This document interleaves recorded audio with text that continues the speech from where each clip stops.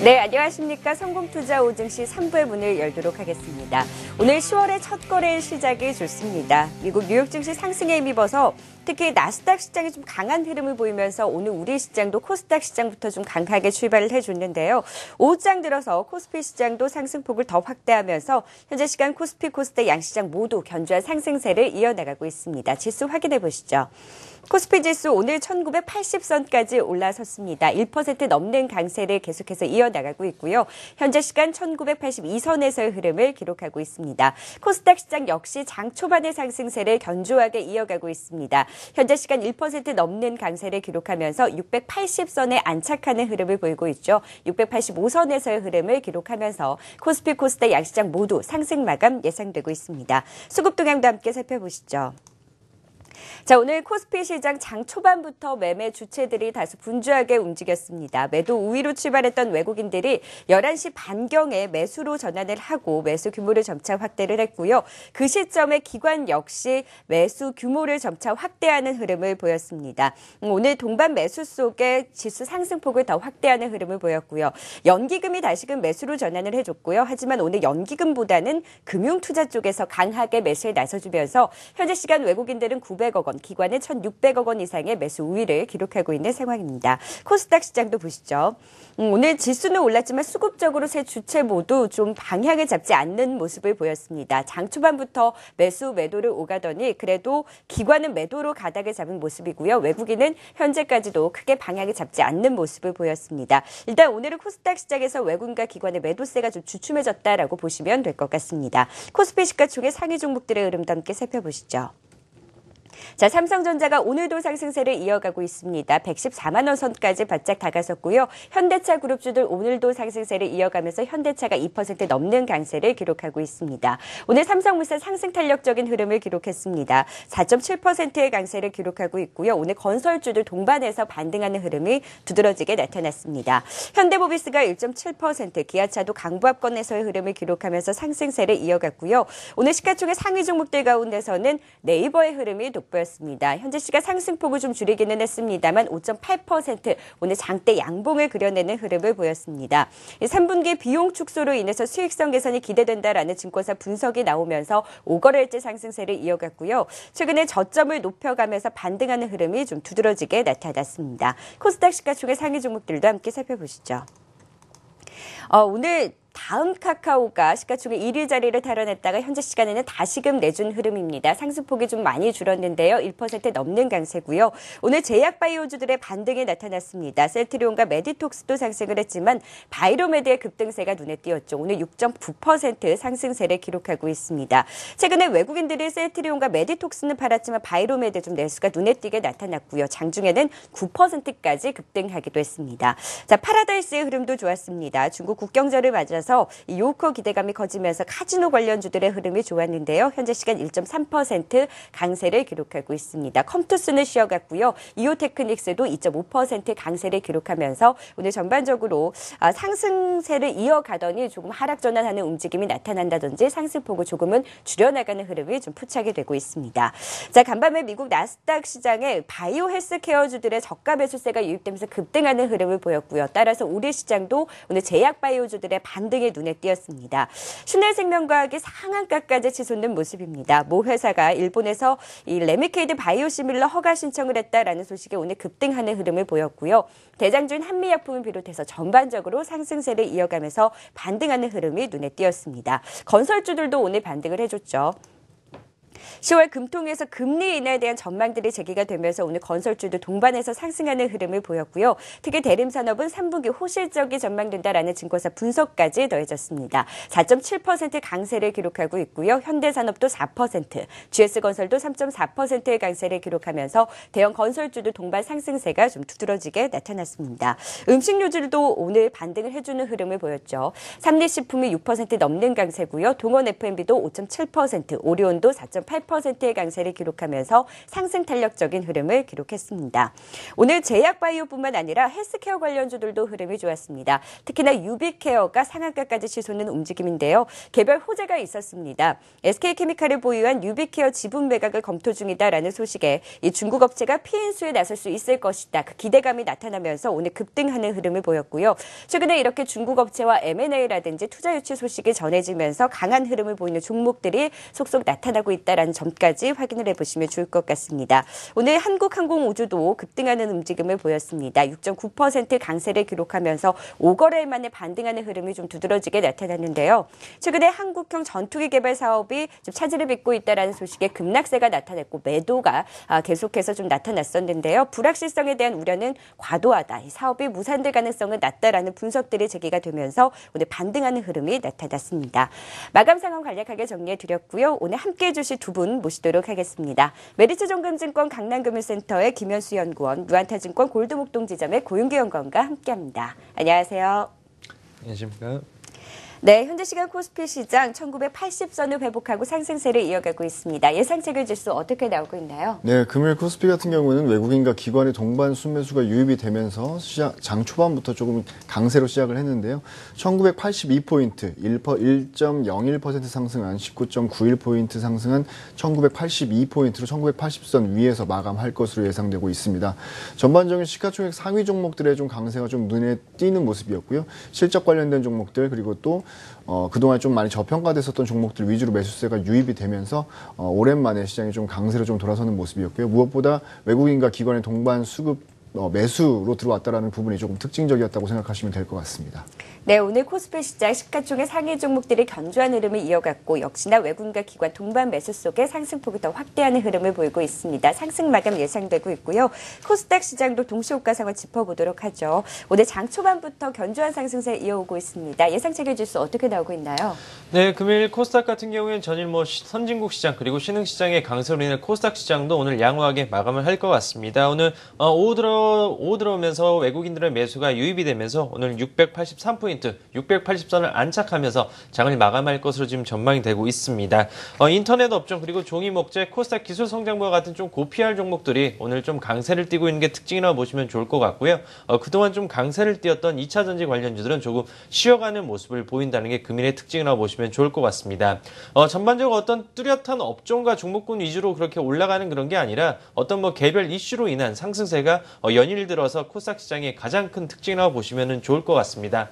수급적으로도 기관과 외국인 꾸준하게 어떤 지속성이 있는 게 아니라 단발성인 그런 수급적으로 지금 들어온다는 게 최근의 코스닥 시장의 수급적인 특징이라고 보시면 될 것 같습니다. 네, 10월의 첫 거래일 4분기 시작이 좋습니다. 코스피, 코스닥, 약시장 모두 상승 마감 예상되고 있는데요. 종가 확인한 후에 좀 더 자세한 얘기 나눠보도록 하겠습니다. 종가 보시죠. 한국경제신문이 3시 증시 마감을 알려드립니다.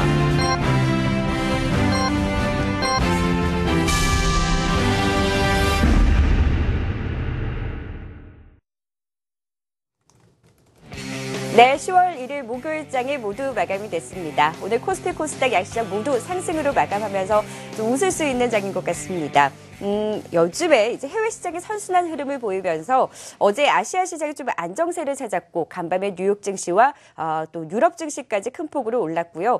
뉴욕의 고용 지표가 호조를 보이고 또 오늘 발표된 중국 제조업 PMI가 좀 예상을 상회하면서 우리 시장도 안정적인 흐름을 이어왔던 하루였습니다. 현재 종가 확인해 보시죠. 네, 코스피 시장 0.8%로 상승폭을 좀 줄이면서 마무리를 짓는 모습입니다. 1980선이 좀 안착하지 않을까라는 기대감을 키웠는데 결국 1980선을 내주면서 1979선으로 마무리를 짓고요. 코스닥 시장 역시 상승폭을 좀 줄였습니다. 0.93% 강세로 그래도 680선에 안착하면서 684선으로 마감을 하는 모습입니다. 자, 오늘 코스피 시장 장중에 상승 전환하는 종목들이 눈에 띄었습니다. 시가총액 상위 종목들 흐름이 좀 견조했고요. 낙폭 과대했던 종목들의 반등이 좀 눈에 띄었던 하루였는데요. 어떤 종목들 흐름이 강했는지 코스피 시장부터 살펴보도록 하죠. 네, 금요일 코스피 같은 경우는 시가총액 상위 종목들을 대부분이 좀 많이 반등이 나왔고요. 또 실적 관련된 부분들이 이슈가 되면서 개별 종목들도 강세로 나타나는 흐름이 있었습니다. 뭐 기본적으로 일단 의류 관련된 종목들 그리고 또 음식료 관련된 업종들이 이 중국 관련된 부분들이 다시 이슈가 되면서 강세로 나타나는데요. 먼저 의류 관련된 종목들 FNF, 한섬, LF, 쌍방울 같은 종목들 금일도 급등으로 마감을 하는 모습이고요. 음식료 관련된 업종들이 이 한국판 블랙 프라이데이 관련된 부분이 이슈가 되면서 금일 같은 경우 실적 강세 시나리오도 함께 덧붙이면서 강세로 나타났습니다. 동원 F&B, GS 리테일, 롯데푸드, 삼립식품 같은 종목들 상당히 강세로 나타났고요. 무학과 하이트진로 같은 종목들 그리고 또 오뚜기 같은 종목들 오리온까지도 상당 부분 강세로 마감을 하는 모습이었습니다. 이어서 뭐 CJ 대한통운까지도 덩달아서 뭐 수혜가 예상된다라는 얘기와 함께 금일 같은 경우 좀 강세로 마감을 했고요. 개별적으로 지금 좀 많이 빠졌다가 금일 같은 경우 올라오는 종목들이 몇 종목이 눈에 띄었습니다. 일단 한국항공우주가 금일 7% 정도 강세로 마감을 했는데요. 과도한 주가 하락이 조금 뭐 매수할 수 있는 기회다. 뭐 너무 과도하게 빠졌다라는 얘기들과 함께 금일 같은 경우 크게 반등하는 모습이었고요. 네이버 같은 경우도 3분기 실적 개선 전망에 다시 한번 강세로 나타나면서 반등세가 이어지고 있습니다. 3분기 실적 관련된 부분으로 이슈가 되는 종목들도 몇 개가 있었는데요. 한섬과 SK이노베이션 같은 경우도 3분기 실적 개선 기대감에 금일 같은 경우에 좀 강세로 나타나는 모습이었고요. 하나테크행 같은 종목들도 나름의 반등권이 나타나는 모습이었습니다. 개별 종목적으로 좀 살펴보자면은 한솔 로지스틱스 같은 종목은 물류 사업 기대감에 상당 부분 강세로 마감을 했고요. 한솔 테크닉스도 삼성페이 관련된 이슈로 다시 한번 반등세로 나타났습니다. 제약바이오 관련된 종목 중에서는 뭐 종목별로 좀 차별화가 연출되긴 했지만 한미약품과 슈넬생명과학 같은 종목들 상당 부분 강세로 나타나는 모습이었고요. 건설주들도 이 금리 인하 효과에 대한 부분들이 조금 이슈가 됐습니다. 그러면서 대림산업, 삼성물산, GS건설 같은 종목들이 뭐 실적 선방까지도 가능하다라는 얘기와 함께 금일 같은 경우 강세로 나타났고요. 전반적으로 시가총액 상위 종목들의 강세 그리고 또 많이 빠졌었던 종목들 쪽으로 매기가 유입이 되면서 기관과 외국인이 동반 수매수가 들어오면서 시장 분위기를 조금 긍정적으로 만들어주는 시장이었습니다. 네, 코스피 특징주 살펴봤고요. 이어서 코스닥 특징주도 살펴보도록 하겠습니다. 역시 코스닥 시장에서도 바이오주들의 반등이 좀 눈에 띄었던 하루였던 것 같습니다. 또 인터넷 전문 은행이라든지 이런 개별 호재, 이슈가 있는 종목들의 흐름이 좀 강했던 것 같은데요. 종목들 하나하나 좀 더 자세하게 살펴볼까요?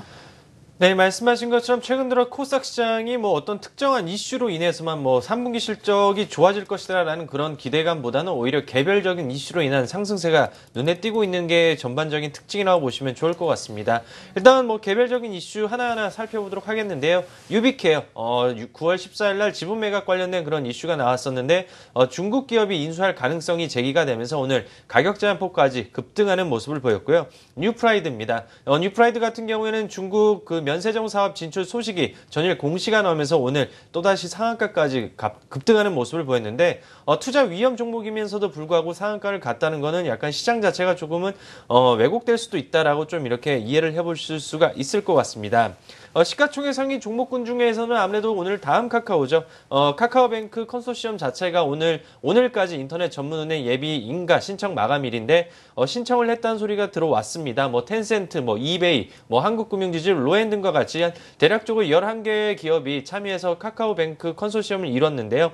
이날 오후 6시까지 예비 인가 신청이 접수 마감이고 그리고 12월 달 정도에 선정 결과가 발표될 예정이기 때문에 관련된 그 주식들의 흐름조차 오늘 또 상승하는 모습을 보였다는 게 좀 특징으로 보시면 좋을 것 같습니다. 그리고 이제 전전일 그 미국 시장에서 바이오테크 관련주들이 굉장히 크게 하락하는 모습이 보였는데 어제 같은 경우에는 대략적 5% 가까이 그 지수가 반등이 나왔습니다. 그에 따라서 제약바이오 관련주들이 강세를 띠는 모습을 보였는데요. 레고캠 바이오가 12% 이상 급등하는 모습을 보였고 제넥신이 5% 그리고 바이로메드가 6% 이상의 급등세로 장을 마감을 했습니다. 연일 강세를 띄었던 전기차 관련주는 소폭 약간 그 종목별로 조금 갈리는 듯한 그런 모습이 나왔는데요. P&E 솔루션 같은 경우에는 2%대의 그나마 상승세로 장을 마감했고 연일 강세를 띄었던 우리산업홀딩스 같은 경우에는 1%대 하락세로 장을 마감을 했습니다. 그렇지만 전기차 관련주는 소폭 쉬어가는 모습을 보였지만 자동차 부품주는 또다시 강세를 띠는 모습을 보였는데요. 일지테크가 19% 이상의 급등세를 기록을 했고 평화전공이 9%, 삼보모터스가 7% 이상의 강세를 띄었습니다. 전반적으로 앞서 말씀드린 것처럼 코스닥 시장은 어떤 실적이나 모멘텀보다는 개별적인 이슈로 인한 상승세가 연일 띄고 있다는 게 특징으로 보시면 될 것 같습니다. 네, 오늘 코스닥 시장에서는 뭐니 해도 다음 카카오가 가장 눈에 띄었던 것 같습니다. 말씀해주신 대로 인터넷 전문은행 사업자 선정 기대감이 커지면서 가장 유력하다라는 분석이 나오면서 다른 경쟁사 KT나 인터파크 대비 오늘 강한 흐름을 보였고요. 컨소시엄의 텐센트라든지 이베이가 함께 참여한다라는 소식에 오늘 장중에 5%까지 올랐다가 1% 이상의 강세로 마감을 했습니다. 그래도 시가총액 1위 자리를 다시금 탈환하면서 마무리 짓는 모습 확인이 되고 있습니다. 자, 이번에는 아시아 증시 마감 동향 살펴보도록 하겠습니다. 리딩투자증권 국제영업부 우성재 팀장 연결돼 있습니다. 안녕하세요. 네, 안녕하세요. 네, 오늘 중국 시장은 7일까지 휴장이고 긍정적인 게 일본 증시가 어제 이어서 오늘도 좀 큰 폭으로 오르면서 마무리 짓는 모습입니다. 좀 더 자세하게 마감 동향 짚어주시죠. 예, 지금 일본 증시의 강세 움직임 보이고 있습니다. 현재 일본 니케이 지수 1.92% 상승한 17,722.42포인트의 장 마감했었는데요. 시장에서의 매수세가 유입되고 있는 모습을 보였습니다. 지금 일본 증시 시장에서의 기대감이 커지고 있고 또한 10월 달에 추가 양적 완화 정책에 대한 기대감들이 커지면서 증시의 상승 기조를 이끌고 있는 모습을 보여주었습니다. 제 아시아 증시 또한 동반 강세 움직임을 보였었는데요. 홍콩 중국이 휴장인 가운데 대만 증시는 1.4%대의 상승세를 나타내면서 계속적인 상승 기조를 이끌고 있는 모습을 보이고 있습니다. 이와 함께 지금 시장에서의 기대감들도 꾸준히 출현을 하고 있는 모습입니다. 중국 정부에서 자동차세 감면을 하겠다는 발표가 나면서 자동차 관련주들에 대한 기대감이 커지고 있고 이러한 여파로 인한 유럽 자동차 관련주들의 강세 또한 눈에 띄는 모습을 보였던 만큼 자동차 업종들에 대한 기대감들은 커지고 있는 모습을 보이고 있습니다. 이렇게 철도 관련주들에 대한 계속적인 투자 기대감이 커지면서 증시는 상승세를 나타내고 있는 모습을 보이면서 시장에서의 매수세 기대감이 확대되고 있는 만큼 이러한 부분에 따라 아시아 증시에 대한 동반 강세 움직임 계속적으로 이어져 나갈 수 있을 것이라는 기대감이 커지면서 투자 심리는 완화되고 있다고 보시면 좋을 것 같습니다. 네, 오늘 휴장한 중국과 홍콩을 제외한 아시아 시장 전반적으로 안정적인 흐름을 보였던 하루였습니다. 리딩투자증권 국제영업부 우성재 팀장과 함께 아시아 증시 마감 동향까지 살펴봤습니다. 고맙습니다. 네, 고맙습니다. 네, 이어서 코스피 시장 수급 특징주도 정리해보도록 하겠습니다. 오늘 외국인들이 매수로 전환하면서 어제에 이어서 매수세를 이어갔습니다. 기관도 어제 팔았던 연기금들이 다시 매수에 가담을 해주고 특히 오늘 금융투자 쪽에서 매수가 좀 강하게 들어왔어요. 외국인이 1,000억 원, 기관이 1,700억 원 매수 우위를 기록하면서 오랜만에 동반 매수세를 기록을 했는데요. 어떤 종목들 위주로 사고 팔았는지 코스피 수급 특징주 정리해보도록 할까요? 네, 일단 기관과 외국인이 동반적으로 시장에서 매수가 유입이 됐고 이틀째 이런 강세 흐름이 지금 지속적으로 연출되고 있기 때문에 추가적으로 외국인들의 매수가 이어진다라고 했었을 때는 이 외국인들이 사는 종목에 대한 부분들을 좀 체크해 볼 필요가 있어 보입니다. 물론 기관 쪽에서도 연기금이 그동안에 매수세가 많이 유입이 되긴 했었지만 금일 같은 경우에 특징적으로 좀 금융투자 쪽에서 강력하게 매수가 좀 많이 나왔었기 때문에 기관 쪽에서는 이 금융투자 쪽 매수를 좀 체크해 볼 필요가 있어 보이고요. 네, 먼저 이 외국인들 매도하는 종목들을 좀 한번 살펴보도록 하겠습니다. 금일 같은 경우 외국인들은 CJ 대한통운을 가장 많이 매도를 하는 모습이었습니다. 이어서 아이마켓 코리아 그리고 현대 홈쇼핑, 농심, NHN 엔터테인먼트 같은 종목들 쪽으로 매도세가 나오는 모습이었고요. 자동차 관련된 종목들 내에서는 차별화가 지속적으로 연출이 되는데 이따가 다시 말씀드리겠지만 매수하는 종목들 내에서 자동차 관련된 종목들이 상당히 많이 있었는데 금일 같은 경우에는 현대 위아 그리고 현대차 우선주 같은 종목들을 매도를 하는 모습이었습니다. 외국인들이 매수하는 종목들을 한번 살펴보도록 하겠습니다. 아까 네이버 3분기 실적 관련된 부분이 이슈가 되면서 금일 같은 경우 장대 양봉을 나타났다라고 말씀드렸었는데 네이버를 외국인들은 가장 많이 금일 같은 경우에는 매수를 들어오는 모습이었고요. 이어서 자동차 관련된 종목들로 현대차, 현대글로비스, 기아차 같은 종목들 쪽으로 외국인들의 자동차 쪽 매수세가 유입이 됐다라는 게 금일 조금 특징적으로 생각하시면 될 것 같습니다. 이어서 2차 전지 관련된 LG화학을 매수를 많이 들어오는 모습이었고요. 이어서 아모레퍼시픽, 신한지주, CJ CGV, 삼성증권 같은 종목들 쪽으로 외국인들의 매수세가 유입이 됐었던 하루였습니다.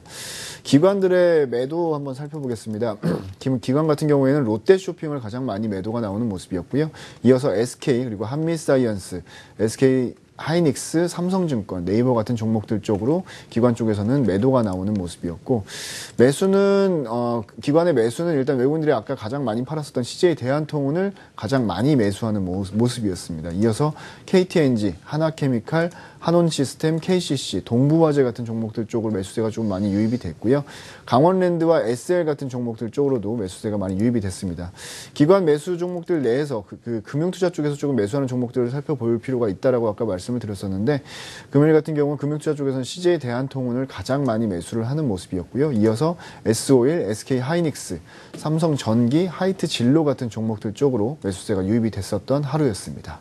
네, 최근에 외국인들의 매수 흐름을 보면요. 업종을 대표하는 종목들의 매수가 좀 두드러지고 있습니다. 현대차라든지 화장품주 가운데서는 아모레퍼시픽, 제약주 가운데서는 한미약품에 좀 매수세가 유입되고 있고요. 화학주 가운데서는 또 2차전지 대장주죠. LG화학까지 매수세가 최근에 돋보인다라는 점까지 좀 확인을 해볼 수가 있었습니다. 이번에는 외환시장 마감 동향 살펴보도록 하겠습니다. KR투자연구소 서상영 이사 연결돼 있습니다. 안녕하세요. 네, 안녕하십니까. 네, 오늘 원달러 환율이 좀 해외 시장의 안정을 찾으면서 하락세를 이어갔습니다. 좀 더 자세한 마감 분위기 전해주시죠. 달러원 환율은 중국의 제조지표 안정과 코스피 지수 상승으로 하락을 했습니다. 전일 글로벌 위안 시장에서 달러 인덱스는 미국의 경제지표 개선과 유로존 소비자 물가 지수 하락으로 상승을 했습니다. 22의 QE 확대 가능성의 유로화가 약세를 보이면서 달러화는 강세폭을 좀 더 키웠고요. 라가르드 IMF 총재가 글로벌 경기 둔화에 대해 얘기했지만 신흥국 환율은 강세를 보였습니다. 이로 인해서 달러원 NDF 환율 역시 소폭 하락하는 모습을 좀 보였고요. 서울 한시에서 달러원 환율은 1185원에서 출발했고요. 오전 9시에 한국 무역수지가 발표가 되면서 하락폭을 좀 더 확대했습니다. 수출은 비록 마이너스 8.3% 감소했지만 예상보다는 양호한 모습으로 발표됐고 무역수지 흑자 규모가 확대되었기 때문입니다. 또한 오전 10시에 중국의 PMI 제조지수가 예상치인 49.6을 상회한 49.8로 발표되면서 달러원 환율은 하락폭을 더욱 확대했습니다. 비록 기준선인 50을 하회했지만 전월보다는 좀 개선되었고요. 세부 항목 역시 개선되는 모습을 나타냈기 때문입니다. 이로 인해서 신흥국 환율과 상품 환율이 대부분 강세를 보였습니다. 달러원 환율 역시 하락을 했고요. 이는 결국 경기 둔화 우려감이 완화된 것으로 달러원 환율은 결국은 9원 하락한 1176.3원에 마감을 했습니다. 경기 둔화 우려감이 완화되자 엔화 같은 경우는 약세폭을 좀 더 키웠고 현재 120.2엔 정도 내외의 수준에서 등락을 보이고 있고요. 엔원 환율 같은 경우는 978원 수준에서 등락을 현재 보이고 있는 상태입니다. 네, 외환시장 마감 동향 KR투자연구소 서상영 이사와 함께했습니다. 고맙습니다. 네, 감사합니다. 네, 이어서 코스닥 시장 수급 특징주도 정리해보도록 하겠습니다. 오늘은 매도가 좀 주춤해진 흐름을 보였습니다. 어떤 종목들 매도 상위에 올라와 있나요? 네, 금일 같은 경우 일단 전체적인 수급을 놓고 본다면은 외국인은 42억 정도 매수로 지금 집계가 되고 있고요. 기관 같은 경우 약 120억 정도 지금 매도로 집계가 되고 있습니다. 그렇지만 전체적인 수급 상황을 놓고 본다면은 기관의 매수세가 유입이 되지 않고 특히나 투신권 그리고 기금 쪽 같은 경우에는 오히려 지금 매도세로 전환을 하고 있다는 점에서 시장 자체는 지금 개인이 이끌고 있다라고 좀 보시면은 좀 될 것 같은데요. 일단 수급적으로 한번 오늘 살펴보도록 하겠습니다. 오늘 기관이 가장 많이 산 종목은 바로 다음 카카오입니다. 앞서 말씀드린 것처럼 인터넷 전문은행 관련된 이슈가 부각이 되면서 기관의 꾸준한 매수세가 유입이 되면서 오늘 시가총액 1위를 탈환하는 모습을 보였는데요. 다음 카카오를 116억 원 넘게 좀 집중적으로 매수가 유입이 됐습니다. 그리고 이제 평화전공을 21억 원, 한국토지신탁시 9억 원, OCI 머트리얼즈, 우리산업, 파트너 순으로 기관의 매수가 유입이 됐습니다. 매도 같은 경우에는 기관 같은 경우에는 민엔지를 75억 원 넘게 좀 집중적인 매도세가 나왔고요. CJ ENM, 그리고 코롱생명과학, CJ 오쇼핑, 셀트리온 순으로 오늘 기관의 매도가 나왔습니다. 외국인 같은 경우에는 오히려 오늘 매수를 많이 하는 모습은 보이지 않았습니다. 전체적으로는 41억 정도 순매수로 집계가 되고 있지만은 집중적인 종목적인 그런 매수는 없었습니다. CJ ENM을 21억 원 넘게 좀 매수하는 모습을 보였고요. 그 외에는 대부분 10억대의 매수세가 유입이 됐습니다. 모드투어, 바이로메드, 바텍, 뷰역스 정도 10억대의 매수가 유입이 됐습니다. 매도 같은 경우에는 기관이 가장 많이 산 종목이죠. 다음 카카오를 122억 원 넘게 좀 집중적인 매도세가 외국인에서 나왔고요. 성우하이텍, CKH, CJ, 오쇼핑, 뉴프라이드 순으로 오늘 외국인들의 매도가 나왔던 하루였습니다. 네, 외국인들 다시금 바이오 대장주라고 볼 수 있는 바이로메드 매수세가 계속해서 이어진 것이 좀 특징적이었습니다. 외국인들은 CJ ENM을 가장 많이 샀는데 기관은 매도에 나섰고요. 반대로 다음 카카오는 기관은 꾸준하게 매수에 나서고 있는 반면에 외국인들은 매도에 나서는 엇갈린 흐름을 보였던 하루였습니다. 이제 선물시장 마감 동향도 살펴보도록 하겠습니다. 지수선물 마감 동향 SK증권 서초센터 정광욱 부장과 함께 자세하게 들어보도록 하겠습니다. 안녕하세요. 예, 안녕하십니까. 네, 지수선물 오늘 외국인 매수에 힘입어서 큰 폭으로 오르면서 상승 마감을 했습니다. 자세한 마감 분위기 전해주시죠. 예, 시장이 안도 랠리가 이어지고 있습니다. 선물지수는 이틀 연속 큰 폭으로 상승해서 현재 선물지수는 239로 전일 대비 2.6포인트 상승해서 마감했습니다. 모처럼 외인과 기관의 쌍끌이 현물 매수세가 들어오고 장중 내내 외인의 선물 매수세가 꾸준히 들어오면서 상승세를 이어갔습니다. 옵션 시장에서는 변동성 지수가 20 이하로 내려가면서 전체적으로 프리미엄이 빠지는 모습입니다. 현재 일본과 홍콩 등 아시아 시장 모두 1%대 이상의 상승세를 보이고 있고 미국 선물 역시 흐름이 좋습니다. 다만 오늘 미국은 연내 금리 인상 쪽에 무게를 두고 있는 샌프란시스코 연방준비은행 총재 연설이 있고 달러 인덱스도 다시 상승 쪽으로 방향을 튼 것 같아서 내일 하루 정도는 조정이 예상이 됩니다. 이상 선물옵션 마감 시황이었습니다. 네, SK증권 서초센터 정광욱 부장과 함께 선물시장 마감 동향까지 살펴봤습니다. 고맙습니다.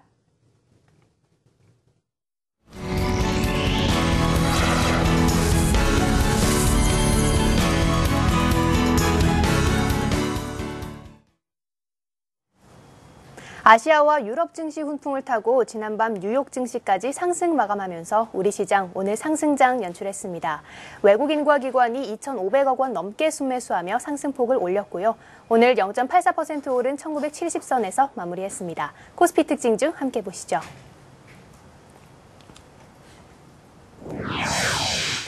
네이버입니다. 네이버가 3분기 실적 개선 전망에 상승 보였는데요. 네이버가 올 3분기 시장 기대치에 부합하는 실적을 올릴 거라는 증권가 분석에 따른 거로 보입니다. 일본 광고 시장이 성수기에 진입하면서 지난 2분기 부진했던 라인 광고 매출이 반등할 거라는 SK증권의 리포트가 나오면서 네이버 오늘 6%대 강세로 54만 6천 원에 마감했습니다. 다음 종목 대림산업입니다. 대림산업이 작년에는 800억 원의 영업이익을 기록했지만 올해는 1,300억 원 이상의 영업이익이 예상된다는 한국투자증권의 리포트가 나왔는데요. 여기에다 최근 1조 원이 넘는 S-오일 수주를 확정 지으면서 플랜트 수주 잔고는 2년 만에 상승 반전했고요. 내년에는 영업이익이 올해보다 63% 증가할 거라는 전망에 대림산업 오늘 4%대 강세로 7만 100원에 마무리했습니다. 다음 종목 한섬입니다. 3분기 실적 시즌이 임박하면서 한섬의 전 브랜드가 매출 호조를 보이는 게 호재로 작용했다는 설명인데요. 삼성증권에서는 올해 연간 매출액은 전년 대비 18.9%, 그리고 영업이익은 25.9% 늘어날 거라며 내년에도 비슷한 수준으로 증가할 거라고 분석했습니다. 이에 한섬 오늘 5%대 강세로 종가 41,200원입니다. 다음 종목 슈넬생명과학입니다. 슈넬생명과학의 모회사 에이프로젠이 일본 제약회사와 함께 개발한 류마티스 관절염 치료제가 일본에서 품목 허가 신청됐다는 소식에 주가가 급등했는데요. 이 치료제의 국내 판매권은 슈넬생명과학이 갖고 있다는 설명에 오늘 상한가 기록했고요. 4,405원에 마감했습니다. 마지막 종목 한국항공우주입니다. 지난달 중순 태국에 1,000억 원대의 훈련기를 수출하는 계약을 맺었다는 소식에 급등했었는데요. 그러다 한국형 전투기 사업이 차질을 빚고 있다는 소식에 급락했었죠. 그런데 오늘 한국형 전투기 사업에 대한 우려가 지나치다는 대신증권의 리포트가 나오면서 5거래일 만에 반등에 성공했습니다. 한국항공우주의 장기적인 성장 스토리는 여전히 유효하고 또 한국형 전투기 사업의 무산 가능성은 매우 낮다는 설명에 오늘 6%대 강세로 종가 72,400원입니다. 이상 코스피 특징주 살펴봤습니다. 네, 코스피 특징주 살펴봤습니다. 아무래도 실적 시즌을 앞두고 실적 호전이 기대되는 종목들이 좀 눈에 띄는데요. 김현수 연구원님은 이 가운데 어떤 종목이 가장 눈에 띄셨어요? 네, 저는 일단 낙폭과대 종목들에 대한 관심도 좀 높여봐야 될 거라고 생각을 했습니다. 금일 같은 경우 네이버 같은 경우도 큰 폭의 상승세를 이뤄냈고요. 한국항공우주를 말씀을 드리려고 하는데 고점 대비해서 한 35% 이상 지금 하락을 한 상황입니다. 빠졌었던 이유는 뭐 여러 가지 이유들이 많이 있긴 있겠지만 가장 핵심적인 한국형 전투기 사업 관련된 잡음 때문에 주가가 이만큼 빠졌다라고 볼 수 있을 것 같습니다. 작년 5월 달에도 이 전투기 사업 관련된 부분으로 조금 얘기가 있었으면서 급락을 한번 경험을 했었던 적이 있었는데 이번에는 이 공동 개발 파트너의 참여 철회 이슈까지 나오면서 부정적인 이슈로 보기에 좀 충분했었다라고 판단할 수 있을 것 같습니다. 하지만 그럼에도 불구하고 지금 현 시점에서 관심을 가지고 봐야 된다라는 입장을 저는 고수를 하고 있는데요. 일단 문제가 됐었던 이 로키드 마틴의 기술 이전 없이도 전투기 개발 생산이 가능하다라는 사실을 조금 눈여겨봐야 될 것 같습니다. 과거예로 사브에서 진행했었던 JAS-39 그리핀 사례에서도 확인할 수 있겠지만 전투기 개발 자체가 기술 이전 없이도 가능하다라는 게 일단 기본적으로 조금 베이스를 깔아둘 필요가 있을 것 같고요. 이 로키드 마틴의 기술 이전 불가 통보 자체가 이 사업 자체를 진행을 할 수 없다라는 걸 의미를 하는 건 아니기 때문에 지금 이만큼 빠졌었던 거에 대한 부분들이 어느 정도 상쇄할 수 있을 것으로 판단하고 있습니다. 또한 그 인도네시아의 참여가 없다고 하더라도 다른 기술 도입성과 관계없이 사업 참여를 진행을 할 수 있다라는 부분들도 부각을 시킨다라고 했었을 때는 현 시점에서 주가는 충분히 접근 가능할 것으로 판단되고 있고요. 일단 말도 많고 탈도 많이 있습니다. 이 전투기 사업 관련된 부분이 이 한국항공우주를 10만 원 넘게까지 주가를 끌어올렸었던 이유이기도 하고 지금 7만 원대까지 주가를 떨어뜨렸었던 이유이기도 하긴 하지만 큰 그림에서 본다라고 했었을 때 과도하게 주가가 빠진 것은 맞다라고 저는 개인적으로 생각을 하고 있고요. 다시 한번 이 레벨업을 할 수 있는 기회 그리고 또 그동안에 접근을 해보지 못했었던 투자자분들께서는 다시 한번 재접근을 할 수 있는 기회로 삼으실 수도 있을 것 같습니다. 2020년 시총 PSR 1배를 적용하면은 현재 시총이 한 6조 6천억 정도가 되는데 현 주가는 프리미엄 자체를 조금 제거한다고 하더라도 상당히 좀 저평가되어 있는 상태 그리고 또 접근 가능한 구간이라고 판단할 수 있을 것으로 생각되기 때문에 단적인 예로 신흥국 국방비 자체도 지속적으로 증가를 하고 있고 이러한 대형 사업 자체를 단번에 끊길 수는 없는 것으로 판단되기 때문에 현 시점에서도 충분히 접근 가능해 보이고 그동안에 주가 상승할 때 접근해보지 못했었던 투자자분들께서는 이런 조정을 줬을 때 좀 중장기적인 관점에선 접근 가능하다라는 안목으로 관심 있게 보셔도 좋을 것 같습니다. 네, 최근에 부정적인 이슈로 추세를 이탈하면서 급락세가 좀 나타났었는데요. 최근에 주가라 저가 매수 기회다라는 의견을 주셨습니다. 장기적으로 봤을 때 성장성이 유효하다라는 의견을 주셨고요. 최근에 수급 흐름을 보면 그렇게 팔았던 기관이 어제 이어서 오늘도 좀 매수에 나서주는 움직임입니다. 향후의 주가 흐름 좀 긍정적으로 바라보시면 좋을 것 같습니다. 이어서 코스닥 시장 특징주도 정리해 보도록 하겠습니다. 안건희 캐스터 전해주시죠. 네, 오늘 코스닥 역시 빨간불 켜고 기분 좋게 마무리했습니다. 개인과 외국인이 150억 원 넘게 순매수하며 상승폭을 올렸고요. 오늘 0.93% 오른 680선에서 마감했습니다. 코스닥 특징주 함께 보시죠. 뉴프라이드입니다. 중국 업체와 면세점 사업을 위해 본계약을 체결하면서 전일 상한가에 이어 오늘도 장중 상한가 기록했는데요.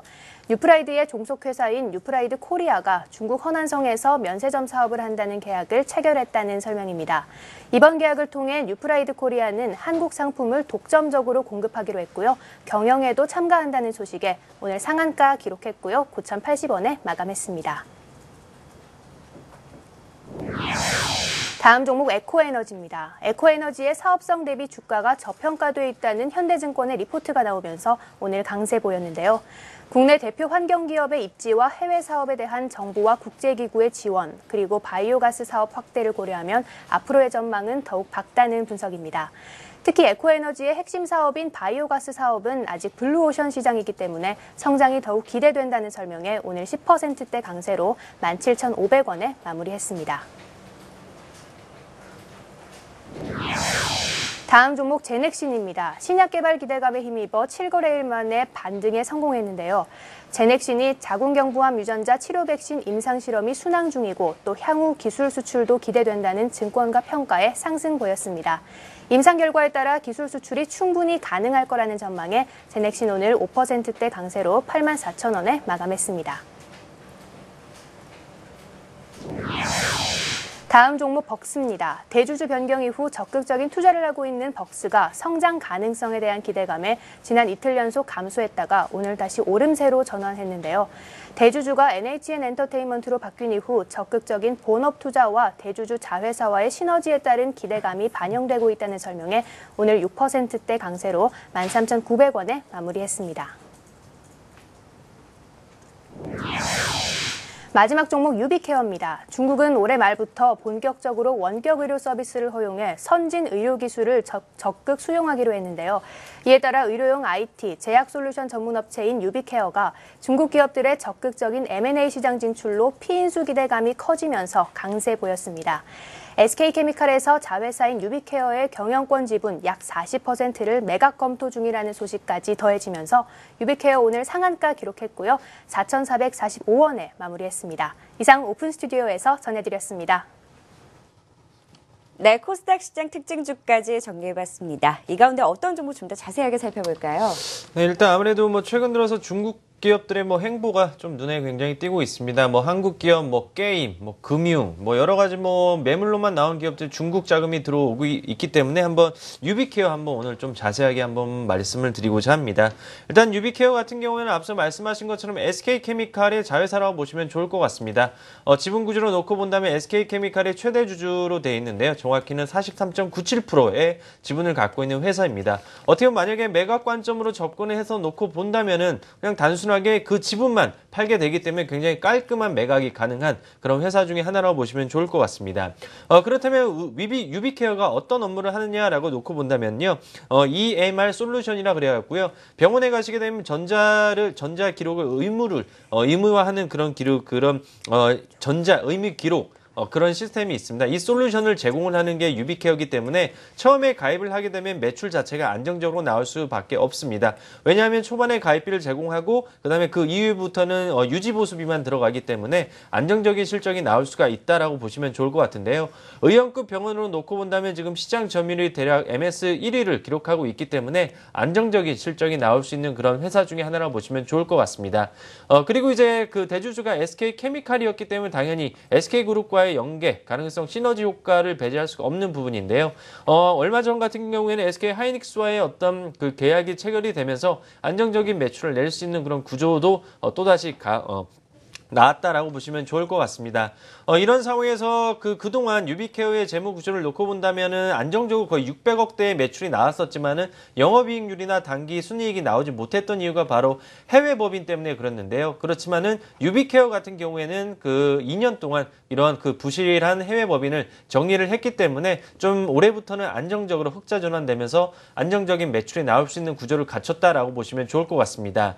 오늘 상한가 간 이유는 이런 이슈 때문이 아니라 단순히 중국 관련 그런 피인수 기대감, 매각 가능성 때문에 상한가가 갔다라고 보시면 좋을 것 같은데요. 지난 9월 11일 날 코스닥에서는 이제 조회 공시가 나왔습니다. 매각을 하느냐? 그렇지만 9월 14일 날 매각을 검토 중이지만은 아직 확정된 바는 없다라고 이렇게 얘기가 나왔었는데요. 여기서 한번 얘기를 해보게 된다면은 SK케미칼이 얼마 전에 2,000억대의 유증을 했습니다. 운용 자금으로 대략적으로 900억, 시설 자금으로 대략적으로 1,100억 가까이 지금 유상 증자를 했기 때문에 SK케미칼 입장에서는 유상 증자할 만큼 지금 자금이 필요도 하다라고 놓고 본다면은 유비케어의 매각 가능성도 조금은 높아질 수 있다. 그리고 그동안 부실 해외 산업 부분도 어느 정도 부실 자산을 매각을 하면서 마무리가 됐다라면 안정적으로 알짜의 어떤 자회사를 매각할 수 있는 그런 수순도 만들어줬다라고 좀 볼 수가 있기 때문에 매각의 가능성은 조금 높게 봐야 되지 않을까 좀 이렇게 판단해 볼 수 있을 것 같습니다. 일단 추이는 어떻게 흘러갈지 모르겠지만 한번 관심 있게 보셔도 좋은 기업 같습니다.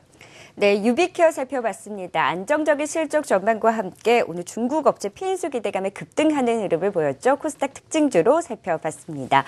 자, 이어서 선택 2펀드 결과도 확인해 보도록 하겠습니다. 일부에서 소개해드린 두 펀드 가운데 이 시청자분들께서는 어떤 펀드를 유망하게 보셨는지 현재 결과 확인해 보시죠. 네, 삼성 일본 중소형 포커스 펀드와 함께 NHCA 올세 성장 중소형주 펀드 이 두 펀드 가운데 그러니까 일본 중소형주 펀드와 국내 중소형주 펀드 가운데 어떤 펀드를 더 유망하게 보시냐라고 물어봤는데요.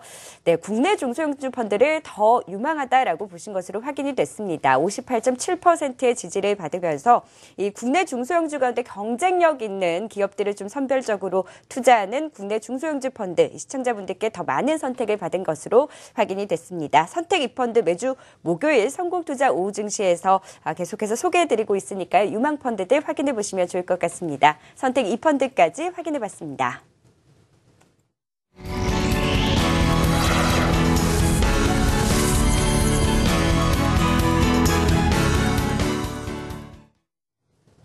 네, 이제 시장 전략 세워보도록 하겠습니다. 일단 중국 시장이 휴장에 들어가면서 변수 하나는 없어졌잖아요. 이제 미국만 좀 집중을 해보면 될 것 같은데 또 외국인들의 매수세가 이틀 연속 이어지고 있습니다. 뭐 추세적이라고 말하기는 이르지만 그래도 일단 10월 첫 시작 코스피 시장 좀 좋았는데요. 향후 전략 좀 어떻게 가져가 보면 좋을까요? 네, 말씀하신 대로 중국 시장 관련된 부분들이 이제 이슈가 좀 어느 정도 사그러들고 있는 과정들이고 변동성이 지금 확대되어가는 과정에서 확대라기보다는 이제는 좀 어느 정도 현상 유지해 나가는 단계 정도로 생각을 하시면 될 것 같습니다.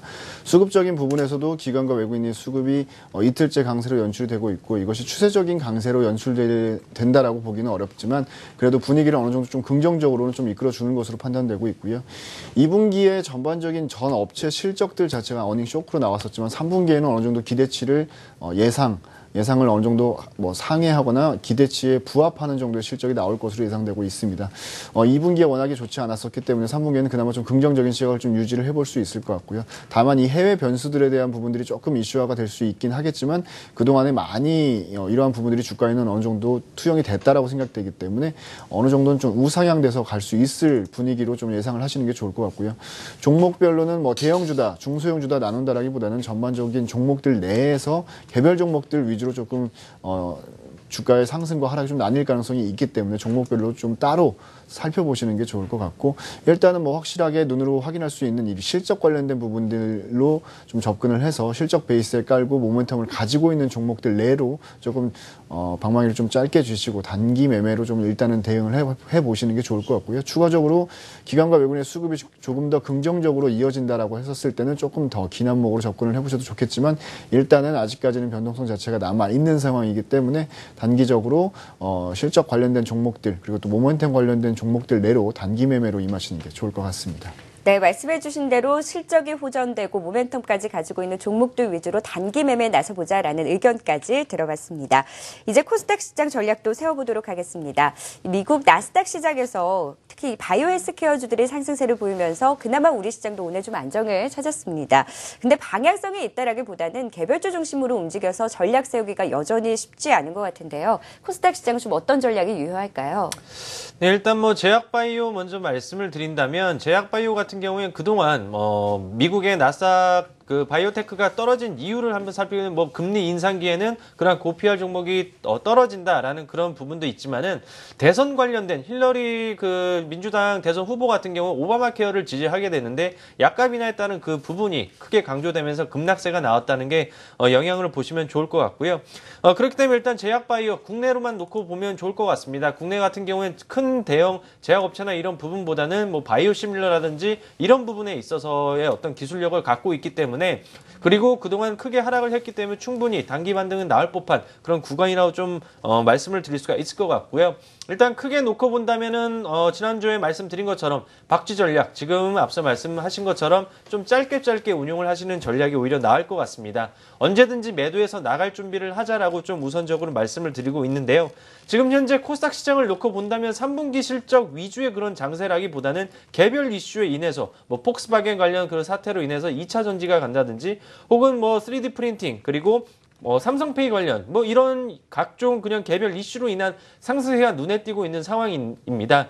이런 상황에서 수급적으로만 놓고 본다면 기관 같은 경우는 투신권에서 꾸준하게 매도를 하고 있고 그나마 좀 중장기적인 포지션을 취하는 기금마저도 지금 매도세로 전환을 한다는 전에서 수급적으로 부담감은 충분히 이루어질 수 있다라고 좀 판단해 볼 수 있기 때문에 좀 짧게 끌어가는 전략 그리고 개별적인 이슈로 인한 접근 방법이 일단은 유효할 것으로 좀 판단해 볼 수 있을 것 같습니다. 일단은 그럼 오랜만에 그 차트를 보면서 좀 한번 말씀을 드리고자 하는데요. 차트를 보시게 되면 일단은 저는 역사는 반복된다, 과거는 반복된다라고 말씀을 드리고 싶은데 지난 2014년 12월 18일 저점 찍고 나서 꾸준하게 올 한 해 동안 꾸준하게 올랐습니다. 어느 정도 코스닥 조정 받고 나서 다시 한번 여기서 조금 지지부진하게 흘러갈 수 있을 거라고 좀 판단해 볼 수 있을 것 같은데요. 논리를 한번 살펴보게 된다면 그동안 2012년 10월 15일로 한번 살펴보게 된다면 일정 부분 10월 15일 날 기점으로 해서 코스닥은 하락세가 나왔습니다. 그리고 2013년 10월 28일 이후로 코스닥은 또다시 하락세가 나왔고요. 그리고 2014년 10월 28일 날 또다시 하락세가 나왔습니다. 왜 10월 달만 되면은 왜 코스닥이 하락을 할까요? 바로 그 부분에 있어서는 대주주 과세 때는 대주주 과세된 그런 이벤트들이 있기 때문입니다. 특히나 올해 같은 경우에는 세법 개정안이 나왔는데 코스피는 50억에서 25억 원, 지분율로는 2%에서 1%, 그리고 코스닥은 40억에서 20억, 그리고 지분율로는 4%로 2% 정도 됐기 때문에 물론 국회 본의회를 통과해야 하기 때문에 이 개적 세법안이 적용이 되겠지만은 일정 부분 대주주 같은 경우에는 10월 양도 과세를 받지 않기 위해서는 10월 정도부터는 매도가 나와야 되기 때문에 코스닥 같은 경우에는 10월부터는 약세가 나올 수밖에 없다라고 판단해 볼 수 있을 것 같습니다. 그렇기 때문에 특히나 조심하는 그런 전략이 좀 필요할 것 같고요. 일단은 10월 중하순까지는 무난한 장이 예상이 될 것이라고 좀 판단해 볼 수 있기 때문에 10월 같은 경우에는 올해의 마지막 매매라는 그런 생각으로 집중적으로 매매를 하실 필요가 있고 배트는 좀 짧게 이렇게 단기적인 매매 하시는 게 좋을 것 같습니다. 네, 역시 코스닥 시장에서도 단기 매매 전략을 세워주셨습니다. 실적보다는 개별 이슈, 호재가 있는 종목들 중심으로 지켜보자라는 의견까지 들어갔습니다. 시장 전략까지 세워봤습니다. 메리츠종금증권 강남금융센터 김현수 연구원, 골드목동지점 유한타증권의 고윤기 연구원과 함께했습니다. 고맙습니다. 네, 이어서 내일장 전략 세워보도록 하겠습니다. 전문가들은 어떤 의견인지 화면으로 만나보시죠. 네, 유진투자증권 우원명 부장의 의견입니다. 실적이 개선되는 화학과 정유주 중심으로 단기적으로 접근해보자라는 의견을 주셨고요. 원의 이효근 파트너의 의견입니다. 코스피 목표치 2,000포인트까지 잡아주셨는데요. 자동차주 중심으로 관심을 가져보자라는 의견입니다.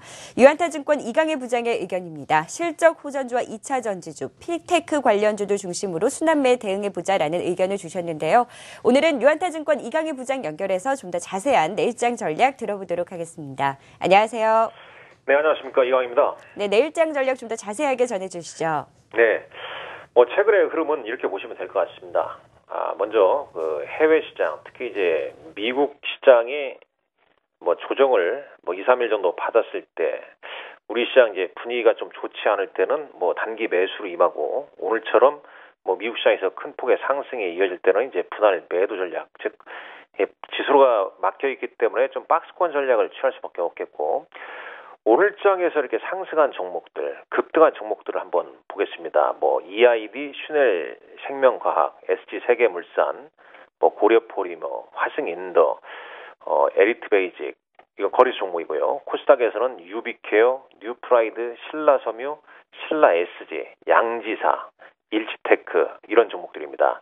즉 상대적으로 잘 들어본 종목도 있겠지만 들어보지 못한 그런 종목도 많이 등장할 겁니다. 즉 개별 종목 장세, 특히 이제 개별적으로 재료를 좀 부여한 종목분들, 예를 들면 중국 지분이 유치된다더라, 어디하고 한다더라, 2차 전지 관련해서 핀테크 관련해서 이렇게 이제 개별적으로 움직인다는 거죠. 그렇기 때문에 사실 지수로서 시장 대응을 하는 것은 지금 장에 아주 쉽지 않습니다. 아주 어렵다는 얘기죠. 반면에 이제 이 재료 보유 종목군들 위주로 공략할 수밖에 없다는 겁니다. 물론 항시 그 10월이기 때문에 이제 그 어닝 시즌이기 때문에 실적 호전주라는 단어는 등장하는 거죠. 그러면 과연 실적 호전주가 뭐가 있겠냐? 이미 이전에도 쭉 말씀드렸지만 환율 상승에 의해서 자동차주가 가장 수혜가 좋았죠. 그래서 현대차나 기아차 주가 흐름이 좋고 아울러서 이제 납사 가격이 좀 떨어지다 보니까 LG화학이랄지 대한유화 같은 게 좀 부각이 되는 겁니다. 아울러서 이 3분기에도 이제 보험주의 실적은 양호할 것 같습니다. 그래서 뭐 하나 손해보험이랄지 뭐 롯데 손해보험이랄지 좀 눈여겨볼 필요가 있는 거고요. 이런 걸 대략적으로 한 3분기 실적 호전주로 봐야 되는 거고, 그다음에 어떤 개별성 테마로 봤을 때는 뭐 계속 뭐 TV에 등장할 겁니다만 2차 전지, 특히 이제 폭스바겐 사태로 어떤 전기차 시대를 앞당길 수 있기 때문에 이제 부각이 된다는 거죠. 따라서 삼성 SDI나 LG화학 같은 경우에 뭐 조정 시에 좀 보시면 될 것 같고요. 그리고 이제 코스닥 시장에서는 이제 P&E 솔루션이랄지, 그다음에 상신 EDP랄지, 뭐 상하프론테크, 뭐 코디에스, 에코프로 이런 종목들인데 물론 단기적으로는 부각됐습니다만 일정 부분 또 이격 조정을 받게 되면 분명히 또 한 번의 흐름이 좀 나올 가능성이 높다는 거죠. 여기에다가 뭐 삼성페이나 핀테크 기가 닳도록 많이 들었을 겁니다. 그 얘기는 단기적으로 많이 상승했고 이격이 좀 커졌기 때문에 급등락이 좀 잦습니다. 따라서 장중 조정이 크게 나올 때만 대응하는 거고, 장중에 상승폭이 이어질 때 추격 매수하게 되면 거의 수익 날 확률이 좀 적다는 걸 좀 참고하시면 좋을 것 같습니다. 이상입니다. 네, 앞서서도 계속 살펴봤지만 유비케어 같은 종목, 그러니까 뭐 중국 업체 피인수 가능성이 높다라는 이런 재료, 이슈가 있는 종목들의 흐름이 강하게 나타나고 있는데요. 역시나 좀 재료를 가지고 있는 종목들 위주로 관심을 가져보자라는 의견을 주셨고요. 핀테크라든지 2차 전지 관련주들은 조정이 나왔을 때 접근해보자라는 의견까지 들어봤습니다. 오늘은 유한타증권 이강희 부장과 함께 내일장 전략 좀 더 자세하게 살펴봤습니다. 고맙습니다. 네, 감사합니다.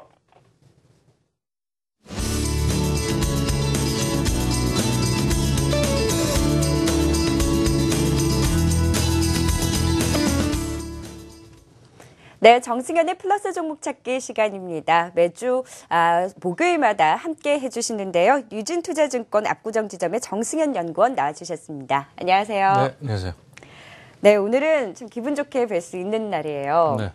편입된 종목 한솔테크닉스가 오늘 무려 13%나 급등하는 흐름을 보였어요. 일단 삼성페이 기대감에 좋은 흐름 이어나가고 있는데요. 목표가까지 상향을 하셨어요. 기존에 설정하신 목표가를 오늘 넘어섰는데 좀 더 자세하게 살펴볼까요? 네, 일단 뭐 상당히 좋은 흐름, 뭐 정고점을 제가 이제 목표가 1차적인 목표가로 설정을 했었는데 일단 26,000원이 넘어가서 오늘 고가가 27,400원까지 올라가는 모습을 보여줬고, 일단 저는 뭐 전고점을 충분히 뚫을 수 있을 거다라고 생각을 해서 일단 뭐 이렇게 근데 뭐 오늘 장대 양봉을 이렇게 길게 띄우면서 넘어설 거라는 생각은 뭐 이렇게 단기간에 올라설 거라는 예측은 못했는데 일단 빨리 올라서 상당히 뭐 좋은 모습으로 가고 있는 것 같고요. 뭐 전반적으로 일단 시장의 어떤 기대감들이 뭐 2차 전지라든지 그런 그 여러 가지 수혜를 입을 수 있는 뭐 그런 이슈로 인해서 올라왔다라는 점이 한솔테크닉스 결국 뭐 수급적인 부분도 상당히 좋은 모습을 보여주고 있기 때문에 저는 추가적인 상승이 충분히 있을 수 있다라는 종목으로 저는 목표가를 29,000원까지 일단 상향을 하는 것으로 하고요. 그리고 이제 두 번째 또 잘 가고 있는 종목 중에 하나인데 롯데케미칼이 있겠죠.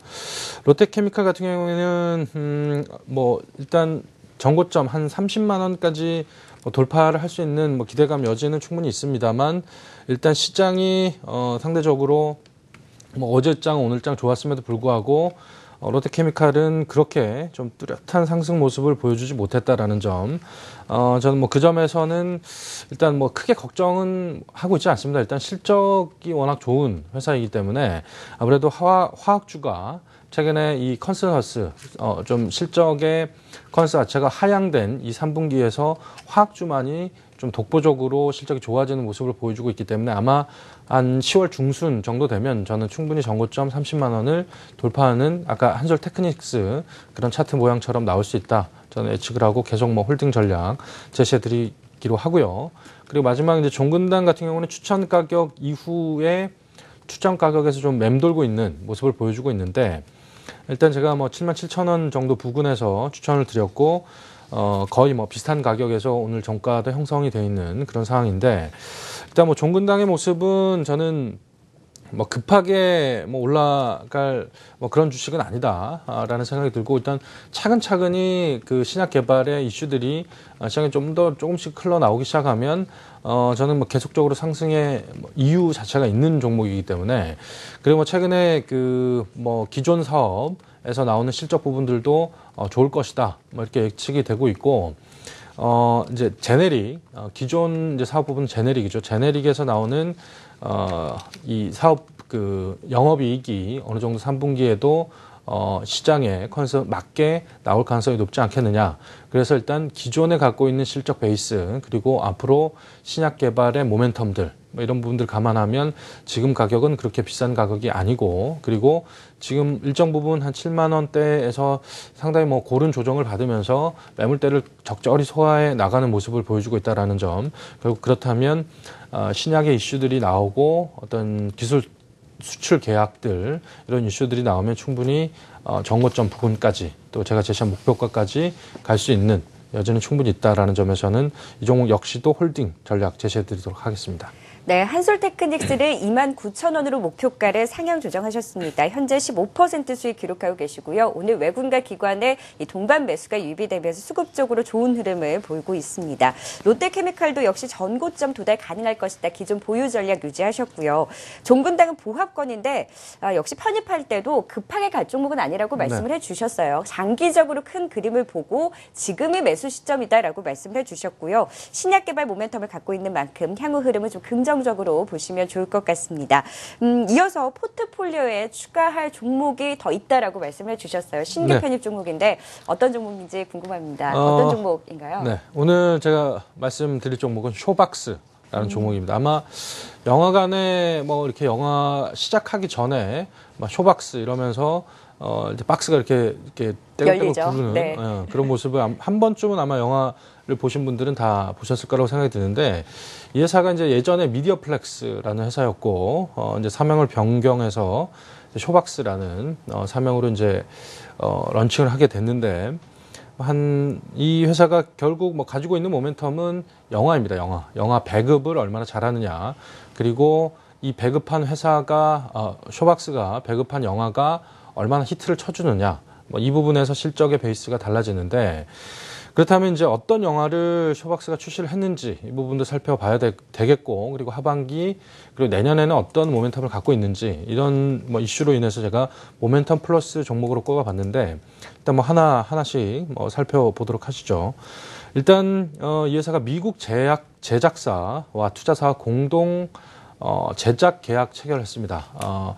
위플래시라고 예전에 그 드럼을 치는 그 영화를 만든 제작사인데 그 영화 제작사와 이 영화를 만들기로 이제 제작 계약을 체결하면서 앞으로 최소한 6편 정도 공동 제작을 해서 국내에서는 쇼박스가 배급을 담당하고 그리고 그 위플래시를 만들었던 회사는 이 판권을 가지고 헐리우드에서 영화를 만들 수 있는 판권을 가지는 그런 조건으로 공동 계약을 체결했습니다. 그렇기 때문에 아무래도 이제 그 이전에 약간 소규모 자본으로 히트를 쳐본 그런 제작사이기 때문에 일단 뭐 대규모 헐리우드 블록버스터급 그런 영화는 아니겠지만 약간 의미심장한 그런 영화들을 만들어서 시장에 히트를 칠 수 있는 소규모로 제작비가 투여가 돼서 히트를 칠 수 있는 그런 영화를 만들겠다라는 점에서는 일단 그렇게 비용 구조는 많이 들어가는 그런 계약은 아니다라고 보시면 될 것 같고 향후 5년간 최소한 6편 정도 스릴러와 공포 이런 물들을 공동 제작하기로 합의를 했습니다. 그리고 이 회사가 그 이번에 사도라는 영화를 추석 연휴 때 이제 이제 런칭을 했는데 나흘간 한 219만 명이 추석 연휴에 들어왔고요. 그리고 누적으로는 약 479만 명 정도가 들어왔습니다. 충분히 이 손익분기점을 넘긴 상황이기 때문에 실적이 상당히 좋을 것이다 예상이 되고 그리고 3분기 때 암살 역시 히트를 쳤죠. 1,000만이 넘어갔던 그런 영화이고 그리고 사도 역시도 흥행 가도를 계속 달리고 있기 때문에 3분기 실적은 상당히 좋을 것으로 예상이 됩니다. 거의 암살과 사도 현재 스코어만으로 봤을 때 1,800만 명이 넘는 흥행 기록을 나타내고 있기 때문에 아마 3분기 실적이 역대 최고치를 커리 하이를 찍을 것이다. 그렇게 예측이 되고 있고요. 그리고 아까 그 해외 투자사와 계약 체결한 부분은 아마 내년 상반기 정도에 이 모멘텀들이 확인될 것으로 예측이 되고 있고 그런 부분들을 꾸준히 확인하시면 될 것 같다라는 말씀드리고 마지막으로 매수가는 한 8,480원에서 한 8,500원 정도 수준에서 매수가를 결정하시면 될 것 같고요. 그리고 목표가는 10,000원, 손절가는 7,500원 제시해 드리도록 하겠습니다. 네, 쇼박스 최근에 암살 흥행으로 하락장에서도 상승세가 눈에 띄었던 종목이었습니다. 9,000원 선이 좀 저항인 것 같은데 이를 넘어서서 10,000원 선까지 목표가를 잡아주셨어요. 네. 모멘텀 플러스 종목으로 쇼박스 편입하셨으니까요. 향후의 흐름도 함께 체크해 보시면 좋을 것 같습니다. 이제 종목도 살펴봤고요. 간단하게 내일장 전략 좀 세워주신다면 어떤 전략이 좀 유효할까요? 일단 흐름은 좋습니다. 상당히 추석 연휴 쉬고 나서 좀 어려울 거라고 예상했는데 흐름은 좋고 국경절 연휴 이런 부분에 중국 수혜주, 전기차 이런 모멘텀들로 이 관련 주식들 좀 보시면 될 것 같고 그리고 10월 6일에 삼성전자 잠정 실적 발표가 있죠. 이 부분이 아마 어느 정도 컨센서스만 나와주면 시장은 계속적으로 좀 긍정적으로 모멘텀을 가질 수 있다라는 점 참고하시면서 내일장 대응하시면 좋을 것 같습니다. 네, 정승현 연구원과 함께 포트폴리오 전략까지 세워봤습니다. 유지투자증권 압구정지점의 정승현 연구원과 함께했습니다. 고맙습니다. 네, 감사합니다. 네, 성공투자 오증시 3부 준비한 내용은 여기까지입니다. 저는 내일 이 시간 같은 시간에 다시 찾아뵙도록 하겠습니다. 함께해 주셔서 고맙습니다.